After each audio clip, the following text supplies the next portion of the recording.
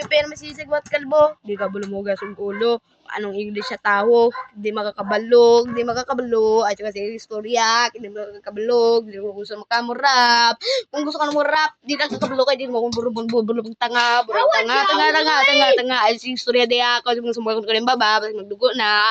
Ay, nakasiguro na, kaya gusto na ka mabangga, manda kung paano ka nabuhi, kung waon sa ka mabuhi, nga gusto makapapaligis, di makabalo mo layap, nanda ko, gusto makamulayat, nanda gusto makamusaka sa munti, kaya di ko kabalo mo saka.